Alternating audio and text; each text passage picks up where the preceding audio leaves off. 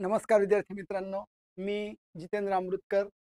आपल्या टिकर मराठी सरळ सेवा भरती 2025 या यूट्यूब चॅनलवर मी आपले स्वागत करतो. या ठिकाणी आपण गेल्या काही दिवसापासून TCS पॅटर्न प्रमाणे इंग्रजी विषयाची संबंधित तलाठी भरतीला अनुसरून प्रश्न डिस्कस करतोय. अतिसंभाव्य प्रश्न कसे असले पाहिजे, कोणत्या कोणत्या टॉपिकवर प्रश्न येतात, हे सगळं कव्हर करतोय. ज्याच्यामध्ये आपण मुद्रांक भरती असेल, TET असेल, नगर परिषद असेल, MIDC, नर्सिंगच्या काही परीक्षा आहेत, DMER सारख्या, आणि तत्सम ज्या काही नगर परिषद विभागात असेल, काय असेल अशा, तर त्या सगळ्या परीक्षांना साधारणपणे इंग्लिश ज्या पद्धतीने विचारतात त्या पद्धतीला अनुसरून आपण काही प्रश्न या ठिकाणी डिस्कस करतोय. दररोज आपण 15 प्रश्न डिस्कस करतोय, लक्षात घ्या विद्यार्थी मित्रांनो. आणि 10 नंबरचा सेट आज आपण डिस्कस करणार. म्हणजे याच्यापूर्वी 9 सेट डिस्कस झालेले. 11व्या सेट पासून आपण आता टॉपिक वाईज जाणार आहे. मग ते व्होकॅब्युलरी असेल, आर्टिकल्स असेल, बेस्ट तुम्हाला देण्याचा प्रयत्न या ठिकाणी होणार आहे. फक्त तुम्हाला एक काम करायचं आहे का, तुम्हाला आमच्या सोबत राहण्यासाठी यूट्यूब चॅनलला सबस्क्राईब करून बेल आयकॉनला दाबायचं आहे, जेणेकरून येणाऱ्या प्रत्येक व्हिडिओची नोटिफिकेशन तुम्हाला मिळेल. कारण दररोज एक व्हिडिओ आहे, लक्षात घ्या, तुम्हाला वॉच करायचा आहे. तो साधारण 30-35 मिनिटाचा असतो. एवढा वेळ तुम्हाला दररोज काढायला लागेल. एक रेडीमेड प्लॅटफॉर्म, त्या शब्दांचे अर्थ, व्होकॅब्युलरीशी रिलेटेड असेल, हे सगळं करून मिळतंय. लक्षात घ्या विद्यार्थी मित्रांनो, तुम्ही कराल तर तुम्हाला किती वेळ लागू शकतो तो. ते तुमचं काम सोपं, स्ट्रेट फॉरवर्ड आणि परीक्षेच्या दृष्टीने एक्झामिनेशन सेंटर जो करण्याचा आपला प्रयत्न आहे, त्या दिशेने आजचा हा 10वा व्हिडिओ आहे. जे अतिसंभाव्य प्रश्न या ठिकाणी आहेत. तर मी जितेंद्र अमृतकर या ठिकाणी या प्रश्नांना आपण दोन्ही मिळून, तुमचाही रोल त्याच्यामध्ये आहे, अशा पद्धतीने आपण या ठिकाणी 10व्या सेटमध्ये पहिला प्रश्न या ठिकाणी बघूया काय घेतला आहे. इडियम. तर जी काही परीक्षा आहे, लक्षात घ्या, ही vocabulary, grammar, spelling, sentence structure याचं एक बॅलेन्स आहे. आणि त्या बॅलेन्समध्ये जर व्होकॅब्युलरीशी रिलेटेड प्रश्न आले तर ते तुम्हाला कव्हर होणं फार महत्वाचं आहे. इडिओमेटिक काय विचारलं याच्यामध्ये, इडियम्स और इडिओमेटिक विचारलंय, लक्षात घ्या, है ना. इडिओमेटिक म्हणजे त्याचा अलंकारिक शब्दप्रयोग विचारलाय. शब्दशः अर्थ घ्यायची गरज नाही. अ बेड ऑफ रोजेस म्हणजे काय बघा, बेड आहे, त्याच्यावर रोजेस टाकलेले. मग असा काही तर शब्दशः अर्थ येणार नाही. असं म्हटलं तर life is not a bed of roses. Bed of roses म्हणजे कम्फर्टेबल कंडिशन. कशी? तर comfortable condition, easy condition, easy, छान कंडिशन. बेड ऑफ रोजेस आहे, काय टेन्शन नाही ना. एक तर बेड, त्याच्यावर गादीन, त्याच्यावर रोज, अजून काय पाहिजे. किती आनंददायी गोष्ट आहे. तो अर्थ शोधायचा आहे. To put something on hold म्हणजे धरून ठेवणे. आता धरून ठेवणे आणि रोड ऑफ काय आहे, बेड ऑफ रोज आहे, काही संबंध नाही. Really good invention. इन्व्हेन्शन म्हणजे शोध लागला व असं, हे काय शोध वगैरे काही लागलेलं नाही. इझी अँड हॅपी एक्झिस्टन्स येऊ शकतं. आणि टू इम्प्रोवाइज, इम्प्रोवाइज म्हणजे काय, सुधारणा करणे. सुधारणा करणे, सुधारणा पण नाहीये, आपल्याला 3 नंबर घ्यायला लागेल. So bed of रोसेस is a comfortable, easy, fine, happy condition आहे. मस्तपैकी कंडिशन आहे, असा अर्थ बेड ऑफ रोसेसचा पर्याय क्रमांक 1 मध्ये C नंबरचा घ्यायला आहे. आणि इझी अँड हॅपी एक्झिस्टन्स.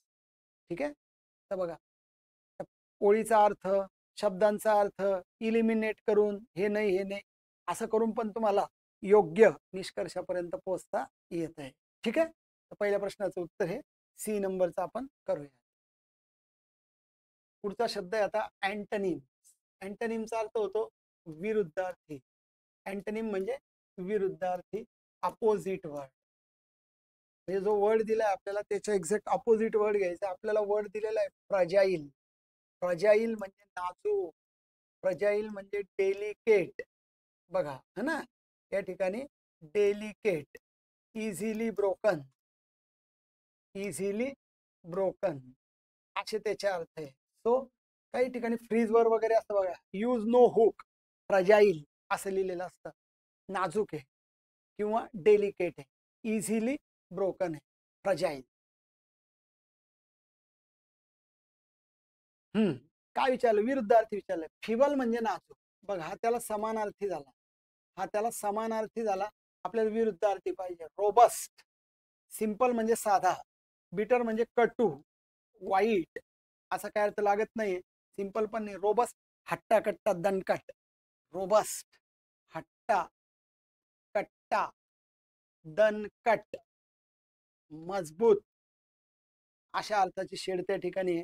त्याच्यामुळे तुम्हाला रोबस्ट हा पर्याय या ठिकाणी अपोजिट ऑफ फ्रजाईल, नाजूक, लवचिक, इझिली ब्रोकन, अशा अर्थाच्या विरुद्धार्थी अपोजिट म्हणून जो वर्ड घ्यायचा आहे तो असणार आहे रोबस्ट. ठीक आहे, असा मिनिंग या ठिकाणी कव्हर करा. 2 नंबरच्या प्रश्नाचं उत्तर जर कव्हर करायचं असेल कोणतं, तर 2 नंबरच्या प्रश्नाचं उत्तर आपल्याला बी नंबरचं या ठिकाणी कव्हर करायला लागेल. बी नंबरचं, फ्रजाईलच्या अपोजिट रोबस्ट. फ्रजाईल म्हणजे नाजूक, रोबस्ट म्हणजे दणकट. आता इथे दिलेलं आहे आपल्याला वन वर्ड सबस्टिट्यूट. हा पण एक लाडका टॉपिक आहे, लक्षात घ्या. दरवेळेला कुठल्याही TCS पॅटर्नने जेव्हा परीक्षा होते तर त्यावेळेला इंग्लिशच्या प्रश्नांमध्ये एक लाडका टॉपिक समजला जातो की वन वर्ड सबस्टिट्यूट.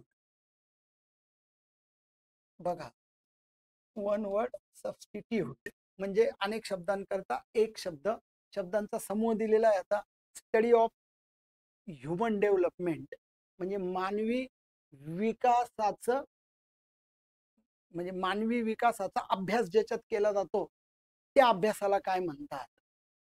ठीक आहे, पहिला पर्याय दिलेला आहे फिलॉलॉजी, दुसरा पर्याय दिला आहे थिओलॉजी, चौथा पर्याय दिला आहे अकॉस्टिक्स, चौथा पर्याय दिला आहे अँथ्रोपॉलॉजी.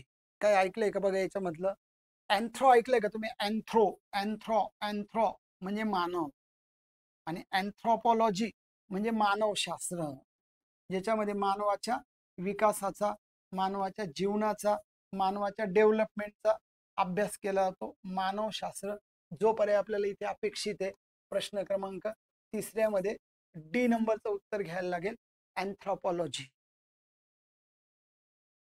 आता बघा, मिस अँथ्रोपिस्ट असतं काही लोक, मग ते मानव जातीचा तिरस्कार करतात, मिस अँथ्रोपिस्ट. फिलंट्रॉफिस्ट असतात, जे मानव जातीवर प्रेम करतात. सो अँथ्रोपॉलॉजिस्ट असं आलं तर related to man, related to person, असा तुम्हाला अर्थ घ्यायला लागेल. फिलॉलॉजी हे भाषाशास्त्र आहे, लक्षात घ्या.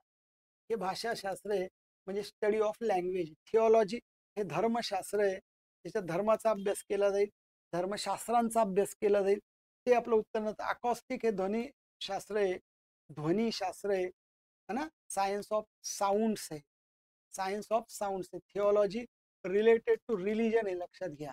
आणि रिलेटेड टू लँग्वेज म्हणजेच फिलॉलॉजी, फिलॉसॉफी नाही ते फिलॉलॉजी. ठीक आहे, अशा पद्धतीने प्रश्न 3 उत्तर आहे आपल्याला डी नंबरच्या सेक्शनला जायला लागेल. ओके, तर बघा अशा पद्धतीने तुम्हाला व्होकॅब्युलरी बेस बरेचसे प्रश्न येणार आहे आणि आपण त्याला जास्तीत जास्त कव्हर करण्याचा प्रयत्न करतोय. इथे ॲज मच ॲज ला एक अंडरलाईन केली आहे. Select the option that will improve the segment. या टॉपिकला TCS पॅटर्न प्रमाणे जातो हा, तर याला म्हटलं जातं सेंटेन्स इम्प्रूव्हमेंट. म्हणजे कुठल्या तरी वाक्याच्या एका भागामध्ये त्या ठिकाणी काय करून ठेवलेलं आहे, चूक करून ठेवलेली आहे, त्याला तुम्हाला इम्प्रूव्हमेंट करायचं आहे, आपल्याला इम्प्रूव्ह करायचं आहे. So select the option that will improve the segment in bold. हे बोल्ड आहे, बोल्ड म्हणजे आपण अंडरलाईन करून ठेवली क्लिअर दिसण्याकरता. So in case no improvement, काही असं वाटतंय की काही गरज नाही तर मग काही नका करा, मग नो इम्प्रूव्हमेंटचा पर्याय घ्यायचा जो सी ला दिलाय.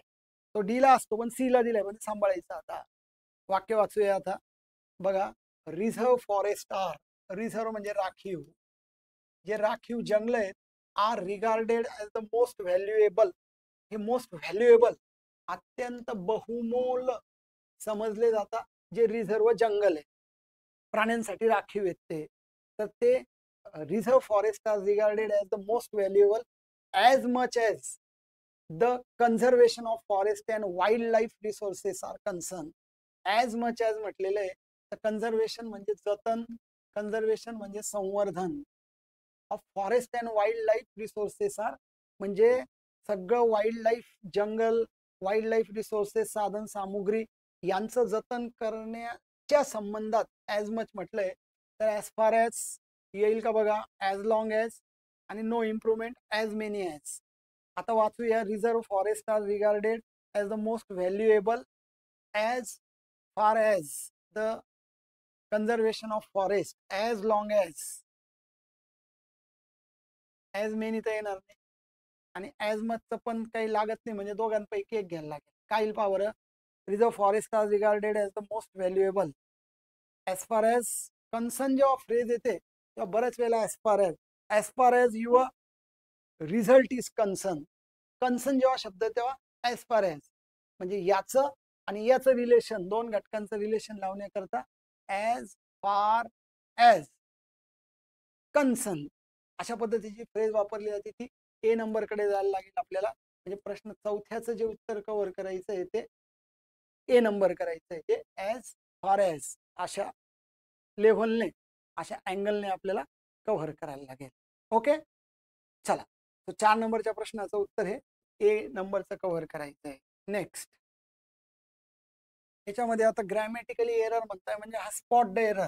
पुन्हा TCS पॅटर्नला तंतोतंत फॉलो होणारा हा प्रकार आहे, लक्षात घ्या. स्पॉट एररवर हमखास प्रश्न येणार.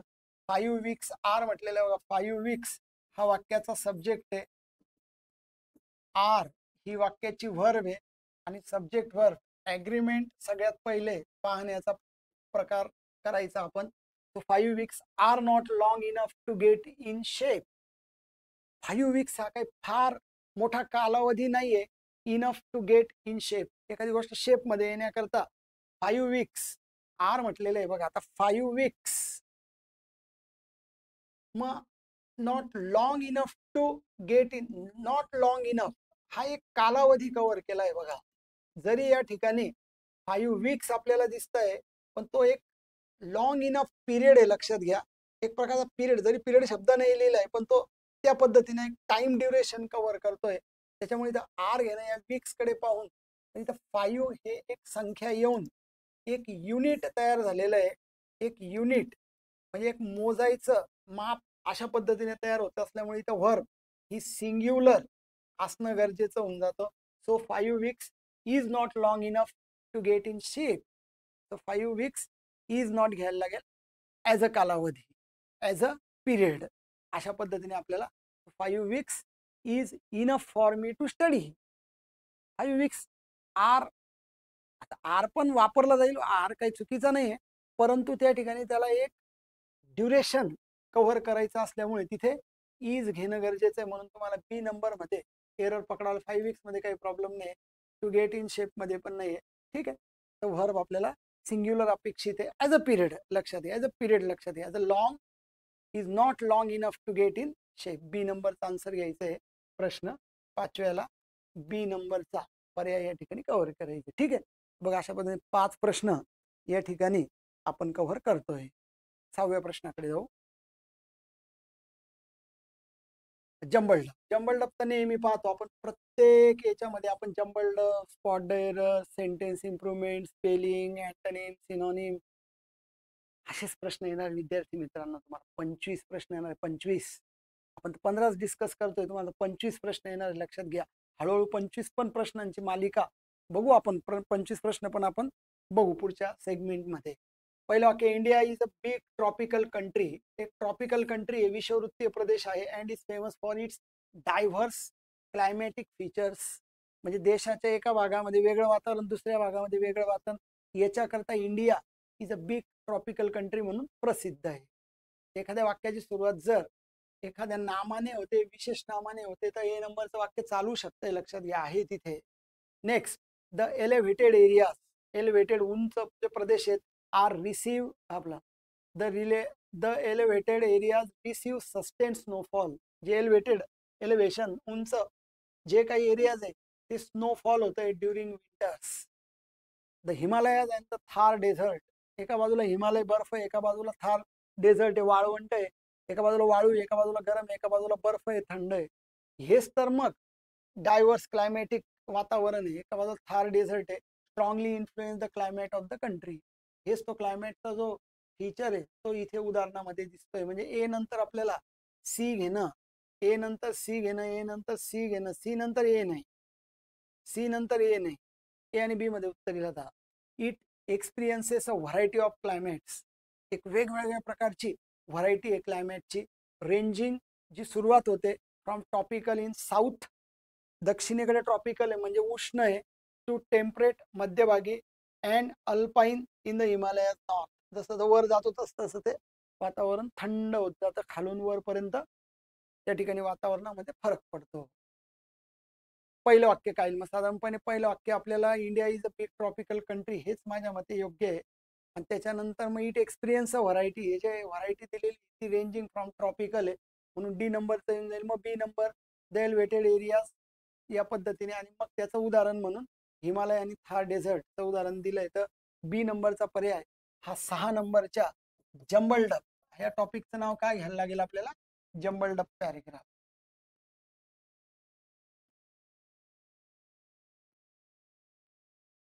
ठीक आहे, टॉपिकचं नाव घ्यायला लागेल जंबल डब. जम्बलिंग करून दिलंय सगळं आणि मग तिथून हा टॉपिक आपल्याला कव्हर करायचा आहे.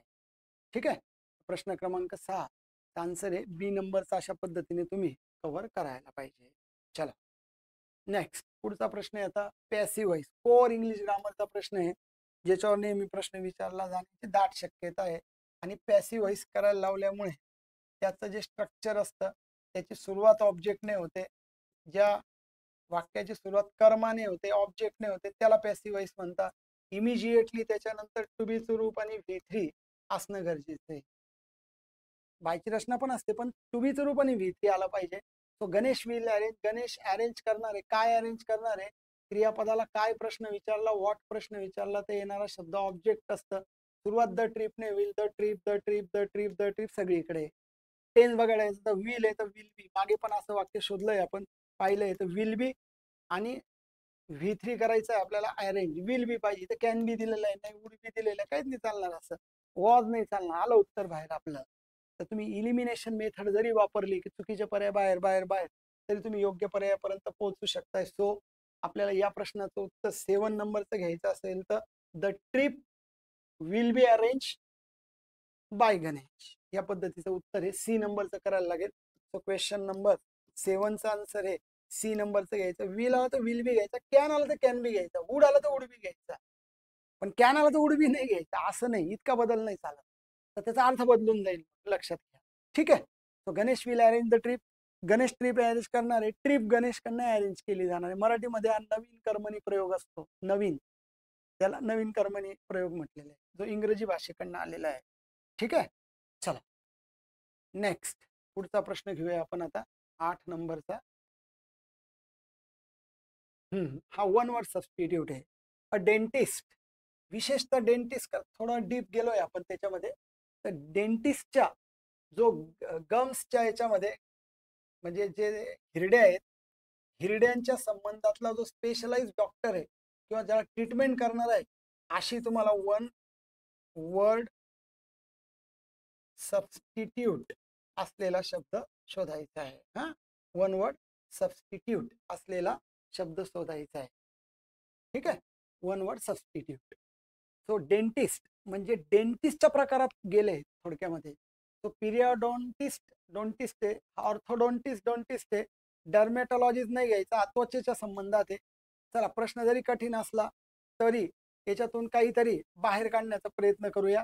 ठीक आहे, तर डर्मिटॉलॉजिस्ट आपल्याला माहिती आहे, डर्मिकूलची जाहिरात ते बघा. डर्मिटॉलॉजिस्ट म्हणजे त्वचा है ना, त्वचा रोग तज्ञ है ना, त्वचेशी संबंधित है ना, त्वचा या पद्धतीने. तर तो नाही घ्यायचा आहे. पुढे बघा ऑफ्थॅल्मॉलॉजिस्ट, ऐकलंय का मला माहित नाही. ऑफ्थॅल्मॉलॉजिस्ट एक शब्द आहे जो डोळ्याशी संबंधित आहे, जो नेत्ररोग तज्ञ आहे, जो डोळ्यांशी संबंधित आहे. आय स्पेशालिस्ट, हा आजच्या भाषेत काय म्हणता याला, आपल्या जनरल भाषेत आय स्पेशालिस्ट आहे हा, है ना, आय डोळ्यांशी संबंधित, आय स्पेशालिस्ट. या दोन पैकी तुम्हाला डोंटिस्ट आलेलं आहे बघा, डेंटिस्टशी संबंधित आहे. ऑर्थो आपण ऐकलं, ऑर्थोपेडिक वगैरे हाडांच्या संबंधित आहे, म्हणजे दातांच्या ऑपरेशन संबंधित जे वेडे वाकडे दात आहे ते सरळ करून ऑपरेशन करून त्याचा जो स्पेशालिस्ट आहे तो ऑर्थोडोंटिस्ट आहे. हे तर हिरड्यांच्या संबंधित आहे म्हणून पर्याय घ्यायला लागेल आपल्याला पिरियोडोंटिस्ट, जो हिरड्यांच्या संबंधातला दंत रोग तज्ञ आहे. दंतवैद्य आहे. असा ए नंबरचा पर्याय घ्यायला लागेल आपल्याला. प्रश्न 8व्याचा जर आन्सर कव्हर करायचा असेल आपल्याला तर ए नंबरच्या उत्तराकडे जायला लागेल. थोडा डीप होता है ना, सरळ सेवेच्या मानाने थोडा डीप होता, पण ठीक आहे ना, करून तर घ्या. येईल नाही आणि पुढचा विषय, पण मग एवढं करायचं असतं हे तर तुम्हाला लिंक लागेल. आणि बाजूला जर तुम्ही डर्मेटॉलॉजी हे जर काही माहिती असेल ते बाजूला काढू शकता. डोंटिस्ट ते डोंटिस्ट डेंटिस्ट आलं ना, थोडंसं बघा ना, मिळतं जुळतं होऊ शकतं ना असा प्रयत्न. हे तर सराव तर करावा लागेल, याचा ट्रेनिंग घ्यावं लागेल, या गोष्टीचं ट्रेन करावं लागेल आपल्याला स्वतःला. असाच प्रयत्न आपण म्हणून काही शब्द जरी कठीण असले तरी आपण ते घेण्याचा प्रयत्न करतोय. 9 नंबरचा प्रश्न बघा. Select the most appropriate option to fill in the blank in the given sentence. So children are innocent souls. निष्पाप असतात मुलं जे असतात ना, एकदम निष्पाप असतात. Dash need the right guidance. ज्यांना अत्यंत योग्य गायडन्स म्हणजे मार्गदर्शनाची गरज असते, त्यांना योग्य मार्गदर्शनाची गरज आहे. Role models in life. असं कोणाला फॉलो करणार रोल मॉडेल? मुलांना, मुलं आई वडिलांना फॉलो करतात, त्याच्यात काही वाद नाही, पण त्यांना चिल्ड्रन आर इनोसंट. बरं, काय म्हटलंय आता? To fill in the blank म्हटलंय. तर विच, वाय, हू, व्हॉट. हा पर्याय सोपे, वाक्य थोडं कठीण होतं. Children are innocent souls. Innocent souls, मुलं जे बिचारे ते इनोसंट सोल्स आहे. आता तुम्ही बघा, वीज जे ना हे निर्जीव गोष्टीला वापरतात, हा, आणि हू जे हे सजीवांना वापरतात, आणि व्हाय तर आणि दोन्ही येणार. तो चिल्ड्रन आर इनोसंट सोल्स. मग कोणाबद्दल बोललं जातंय? सोल्स बद्दल बोललं जातंय का चिल्ड्रन बद्दल बोललं जातंय? कारण सोल्स तुम्ही म्हणाल निर्जीव असतं, पण ऍक्च्युली चिल्ड्रनला सोल्स म्हटलंय. तर चिल्ड्रन हे व्यक्ती आहेत, सजीव आहेत, त्याच्या अर्थाने वीज नाही घ्यायचा. जर थोडा कन्फ्युज होत असेल तर हू. तो children are innocent souls who need the right guidance and role models in life. तो क्वेश्चन नंबर 9च्या आन्सरसाठी तुम्हाला हू म्हणजे जो, जी, जे अशा अर्थाने हा पर्याय घ्यायला लागेल, है ना. बघा, अशा पद्धतीने तुम्ही हा पर्याय कव्हर करा. क्वेश्चन नंबर 9चा आन्सर हे सी घ्या, जेणेकरून ते हू अशा अर्थाने बरोबर येईल, है ना. तर बघा, हे वेगवेगळ्या पद्धतीने तुम्ही प्रश्न कव्हर करा, या पद्धतीचा त्या पद्धतीचा. आता हा बघा, टू कट कॉर्नर, त्याच्यात इडिओमॅटिक मिनिंग आहे. मागच्या एका व्हिडिओमध्ये बघा तुम्ही, अ बेड ऑफ रोजेस विचारलं गेलेलं होतं. तर वेगवेगळ्या पद्धतीचे शब्द आपण या ठिकाणी कव्हर करण्याचा प्रयत्न करतोय. इडिओम किंवा आयडॉमचा जो अर्थ असतो तो अलंकारिक म्हणी, अलंकारिक शब्द या पद्धतीचा असतो, हे लक्षात घ्या. So employees are most likely to cut corners. हे जे एम्प्लॉईज असतात, एम्प्लॉईज म्हणजे जे कामगार लोक असतात, काय असतात? ते are most likely to cut corners when they lack. Lack म्हणजे अभाव, कमतरता, उणीव. ज्यांना उणीव असते त्यांच्याकडे clear goals and feel overwork. Clear goal नसतात, त्यांचे ध्येय क्लिअर नाहीये, फील ओव्हरवर्क, असं कामाने ओव्हरवर्क होऊन जातात. असं जेव्हा असतं तेव्हा ते are likely to cut corners. म्हणजे जेव्हा त्यांना क्लिअर गोल काहीच नाही, खूप कामाचा व्याप आहे, तर employees are most likely to cut corner. काय करू शकतात ते? त्यांना ओव्हर. आता याचा काहीच अर्थ माहित नाही तुम्हाला, म्हणजे याचा अर्थ माहित नाही टू कट कॉर्नर्सचा, आणि इकडे मिनिंग दिलेले आहेत आणि इथून तुम्ही जज करण्याचा प्रयत्न करताय, तर कसं जमेल? बघा, अर्थ लावूया. So employees are most likely to cut corners म्हणजे ते कट कॉर्नर्स करण्याचा प्रयत्न करतात जेव्हा त्यांना काही गोल्स नसतात आणि ते ओव्हरवर्क, अशा खूप कामाने भरून गेले. सो याचं उत्तर कसं येईल बघा, to do something in a cheap and easy way. बरोबर आहे, एकदम हलक्या पद्धतीने काम करून, काटकसर करून टाकणे कामामध्ये, त्या ठिकाणी दिरंगाई करून, दिरंगाई म्हणण्यापेक्षा कामामध्ये कसूर करून टाकणे, थोडक्यात काम करून टाकणे. टू फील सिक, त्यांना आजारी वाटतं, असं काही नाही. कट कॉर्नरचा अर्थ टू बी एक्स्ट्रीमली हॅपी, याचं अपोजिट झालं. To lose control in a situation, पण तसं पण नाहीये, पण ते कट कॉर्नर्स करता म्हणजे थोडक्यात काम करण्याचा प्रयत्न करतात. थोडक्यात काम करणे म्हणजे कट छाट करणे, म्हणजे चीप आणि इझी वे. चीप, स्वस्तात, साधं क्षुद्र काम, हलके काम करण्याचा प्रयत्न करणे, अशा पद्धतीने त्याचा मिनिंग आपल्याला घ्यायला लागेल, है ना. टू फील ओव्हरवर्क झालं. म्हणून आपल्याला 10 नंबरच्या प्रश्नाचं उत्तर जेव्हा फायनल करायचं आहे आणि टू कट कॉर्नर्सचा अर्थ पाहायचा आहे, आजूबाजूच्या शब्दांना अर्थ लावून, तर त्याचा अर्थ लागणार एखादं काम अत्यंत कटछाट करून टाकणं म्हणजे ए नंबरचा पर्याय आपल्याला निवडायचा. ठीक आहे, तर बघा असा साधारणपणे तुम्ही विचार केला तर काम सोपं होईल. पुढे select the incorrectly spelled word, थोडा बरा प्रश्न असतो हा, पण चारही शब्द वेगळे दिले. आता इनकरेक्टली स्पेल्ड म्हणजे 3 करेक्ट लक्षात घ्या. पहिला बघा प्रिकॉशन्स, PRECAUTION करेक्ट दिसते. प्रिकॉशन्स म्हणजे काळजी. प्रिकॉशन घ्या, एखादा आजार, एखादी गोष्ट होऊ नये म्हणून त्याची घेतली गेलेली काळजी. पुढे बघा promiscuous, proximity, proxy PROXIMITY, proximity म्हणजे जवळीकता, जवळता, नियरनेस, नियरनेस, प्रॉक्झिमिटी, बरोबर. प्रॉपेन्सिटी, प्रॉपेन्सिटी म्हणजे कल, एखाद्या गोष्टीचा कल, हे पण करेक्ट आहे. हे प्रॉमिस क्युअस नाही, लक्षात घ्या, हे प्रॉमिस कस आहे. प्रॉमिस PROMIS ई नाही आहे याच्यात, हा ई नाही आहे, लक्षात घ्या. PROMISCUOUS प्रॉमिस, प्रॉमिस्कस, प्रॉमिस्कस म्हणजेच अनैतिक. प्रॉमिस्कस अनैतिक, इमॉरल, जे मॉरलला, नीतिमत्तेला धरून नाहीये ते इमॉरल आहे, ते प्रॉमिस्कस आहे. ते स्पेलिंग गलत आहे. जे स्पेलिंग गलत आहे ते निवडायला आपल्याला करेक्ट आहे, कारण याच्यामध्ये इनकरेक्टली कव्हर करायला लावलंय. म्हणजे याच्यामध्ये आपल्याला चुकीचे स्पेलिंग विचारलं असल्यामुळे बी नंबरचा पर्याय घ्यायला लागेल. 11 नंबरच्या प्रश्नाचं उत्तर आहे साधारण बी नंबरचं आपल्याला कव्हर करायचं आहे ना.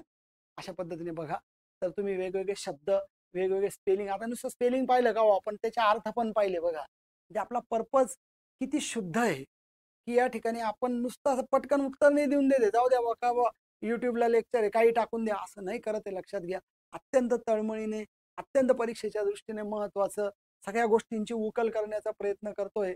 आवडत आहे तुम्हाला विद्यार्थी मित्रांनो हे लेक्चर एक्सप्लेनेशन, ही धडपड माझी तुम्हाला, हा प्रामाणिकपणा माझा तुम्हाला लक्षात येतोय यार की सर प्रामाणिक देण्याचा प्रयत्न करताय, नुसतं असं ढकलत नाही लेक्चरला. असं असेल तर एक लाईक तो बनता यार, है ना. तर बघा चॅनलला सबस्क्राईब करा, बेल आयकॉन दाबा, जेणेकरून पुढचे लेक्चर्स पण येतील लवकरच आपल्या या चॅनलवर.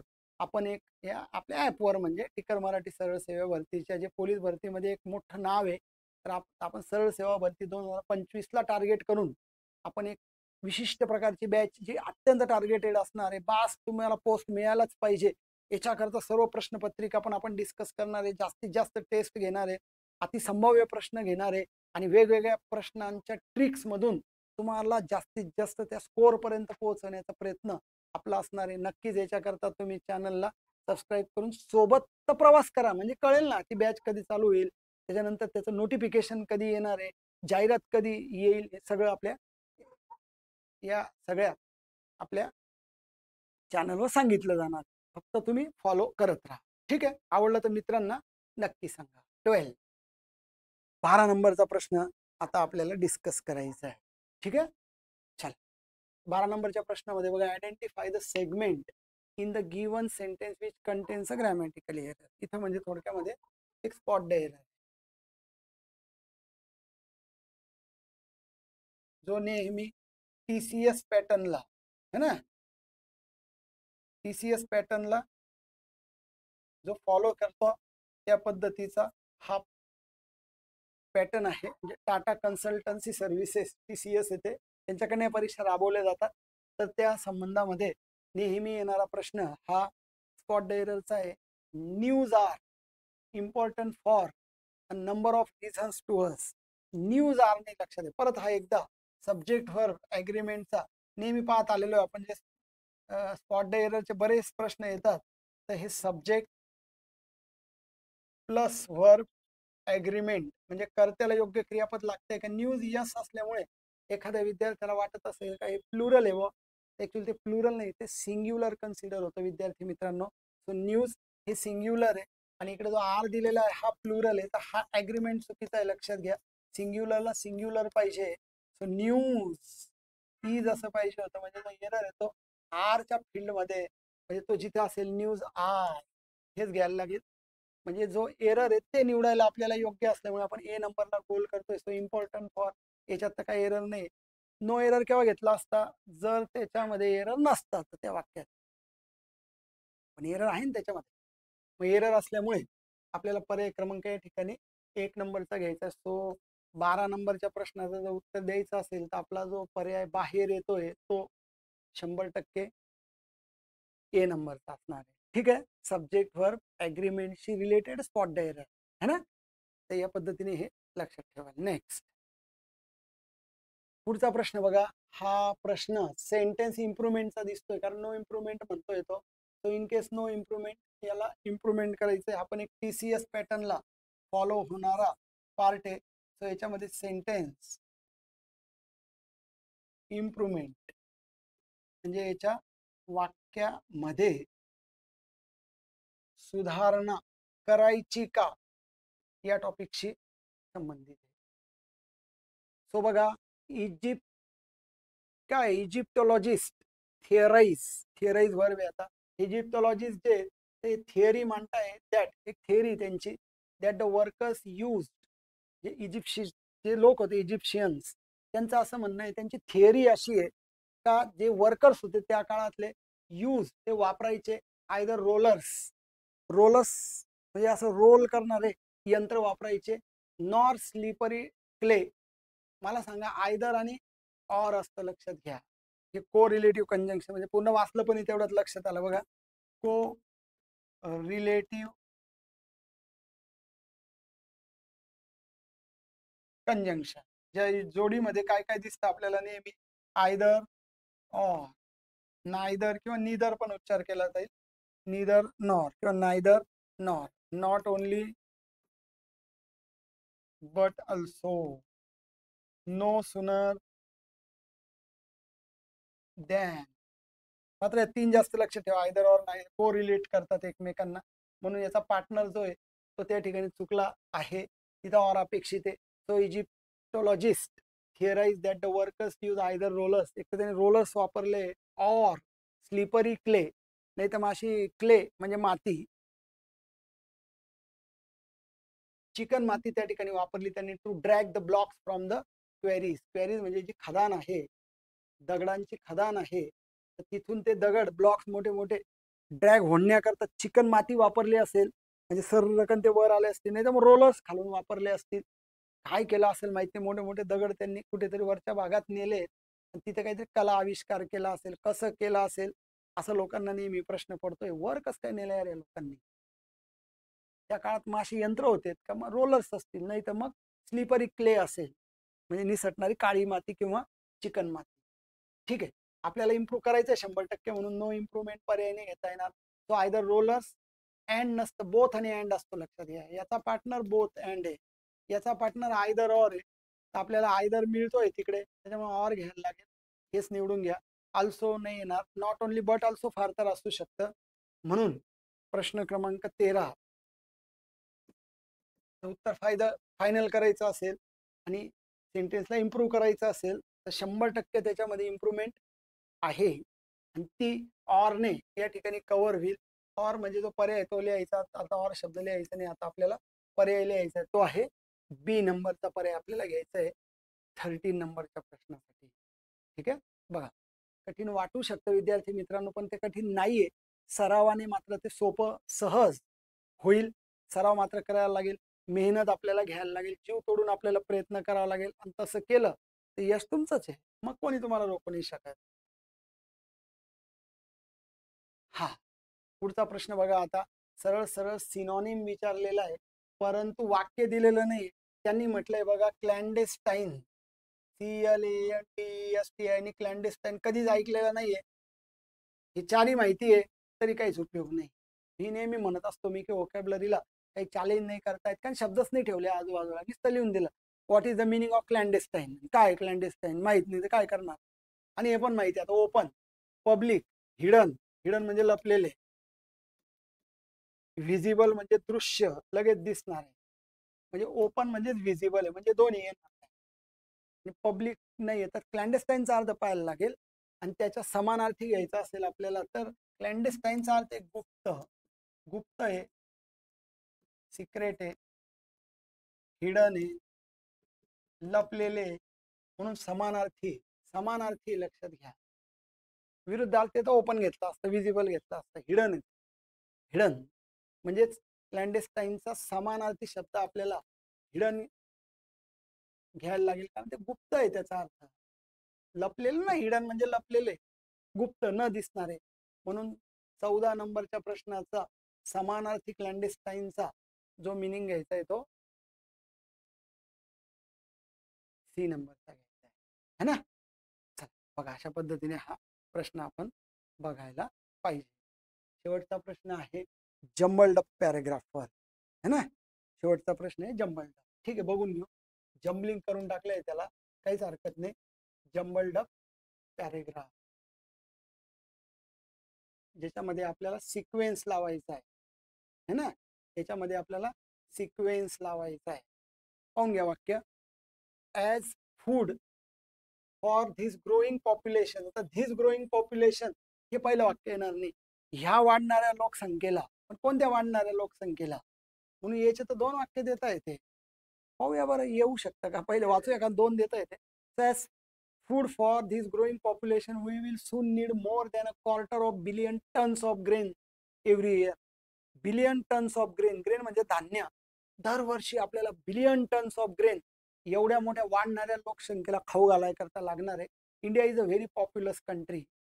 हे येऊ शकतं पहिलं वाक्य, कारण की इंट्रोडक्शन करून दिले. भारत हा अत्यंत लोकसंख्येने असलेला एक नंबर झाला आता ना, एक नंबर आहे लोकसंख्येमध्ये. Our population is more than 1 billion people and is steel growing. 1 billion झालेली, अजून अजून अजून वाढते. This can be done by farming on more land. तर हे धिस कॅन बी डन हे होऊ शकतंय म्हणजे काय? इतक्या बिलियन टन्स लोकांना खाऊ घालायचं, आणि हे कसं काय होऊ शकतंय? तर मोर लँड, अजून जमिनी, जिथे जमीन पेरणी नाही केली जात तिथे पेरणी करायची. सो ए नंतरचं डी वाक्य हे इमिजिएट येऊ शकतंय. जर बी ला पहिला घेतला, तर ए नंतर डी इमिजिएट येणार आहे, लक्षात घ्या. तो 4 नंबरचा पर्याय मला योग्य वाटतंय. So India is a very populous country. लोकसंख्येने अत्यंत जास्त असलेला कंट्री आहे. आवर पॉप्युलेशन इज मोर दॅन, आणि इतक्या इतक्या पॉप्युलेशन इतकं लागेल, आणि ते या जमिनीमधून प्राप्त होणार आहे. So B C A D असलेला 15 नंबरच्या प्रश्नाचा आन्सर द्यायचा असेल तर आपल्याला हे डी नंबरचं घ्यायला लागेल. 15 नंबरच्या प्रश्नाचं आन्सर हे डी नंबरचं आपल्याला कव्हर करायचं आहे. ओके. तर बघा विद्यार्थी मित्रांनो, अशा पद्धतीने सर्वांगीण तयारी होईल असं पूर्ण 15 प्रश्नांमध्ये पूर्ण इंग्लिश ग्रामर, वाक्यरचना, vocabulary, spelling, antonym, synonym, one word substitute सगळं कव्हर करतोय विद्यार्थी मित्रांनो. आता 11व्या, हे 10वं होतं, 11व्या टॉपिक पासून, 11व्या लेक्चर पासून आपण टॉपिक वाईज घेतोय. पुढच्या लेक्चरमध्ये आपण आर्टिकल्स 3 भागामध्ये विभागून 1 2 3 कव्हर करतोय. त्याच्यानंतर अजून वेगवेगळे सेक्शन्स आहे. फार इंटरेस्टिंग असणार विद्यार्थी मित्रांनो. तुम्ही सोबत राहा, दररोज व्हिडिओ वॉच करत राहा. मागचे 9 व्हिडिओ पाहून घ्या. तर लाईक करा, स्प्रेड करा, मित्रांमध्ये पसरवा. आणि टेलिग्रामचं चॅनल आहे, त्याला तुम्ही सबस्क्राईब करा, त्याला जॉईन व्हा. म्हणजे ते त्या मेसेज बॉक्समध्ये दिले आपल्या चॅनलच्या, तर तिथे जाऊन त्याला जॉईन करा, जेणेकरून पुढच्या नोटिफिकेशन्स येतील. त्या नोटिफिकेशन तुमच्यापर्यंत पोहोचणं गरजेचं आहे. तीच आमची तळमळ आहे. तर भेटूया परत पुढच्या सेक्शनमध्ये. तोपर्यंत काळजी घ्या. Thank you for watching. चलो बाय.